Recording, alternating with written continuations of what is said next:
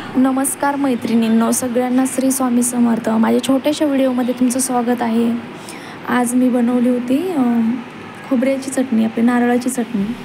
बघू शकता. त्या अगोदर मी थोडंसं गॅसवरती ठेवलं की पटकन निघतं ते, जास्त वेळ पण नाही लागत फोडायला.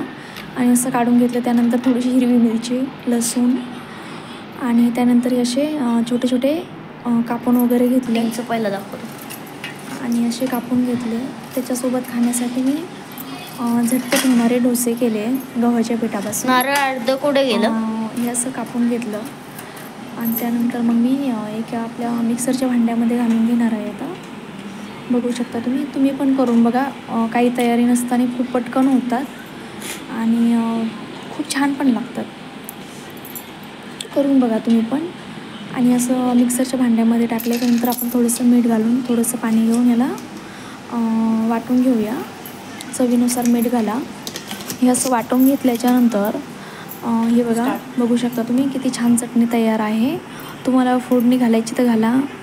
मला म्हणजे अशीच आवडते म्हणून मी अशीच ठेवणार आहे.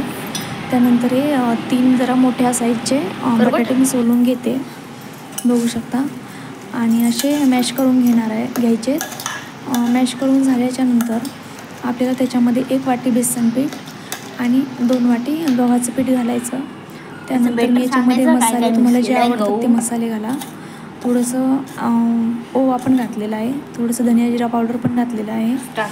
आणि थोडंसं लाल मिरची पावडर आणि चवीनुसार मीठ.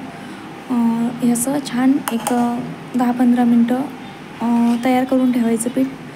तोपर्यंत भिजून द्यायचं थोडंसं. त्यानंतर मी एक तवा ठेवलेला आहे. हलकंसं तेल लावलेलं आहे. तवा गरम झाल्याच्यानंतर आपल्याला असं बनवलेलं बॅटर त्यावर घालून घ्यायचं. तुम्हाला ज्या आकारात पाहिजे, मोठा पाहिजे तर मोठाही करू शकता, छोटा पाहिजे तर छोटाही करू शकता. हे बघा, कारण की माझ्याकडे डोशाचा तवा नाही म्हणून मी छोट्या साईजचेच बनवते. आणि असं बनवून घ्यायचे. बघू शकता तुम्ही किती पटकन होतात. जास्त वेळ पण लागत नाही आणि खायला पण खूप छान लागतात. हे बघा. आणि थोडंसं जर पातळ बॅटर हवं असेल तुम्हाला तर थोडंसं पातळही करा. बघू शकता. हे बघा, साईडला थोडंसं हलकंसं तेल घालून घ्यायचं आणि असं दोन्ही साईडने हे करून घ्यायचं. व्हिडिओ आवडल्यास लाईक करा, शेअर करा, सबस्क्राईब करा. आणि असंच भेटूया एक नवीन व्हिडिओमध्ये. बाय बाय सगळ्यांना.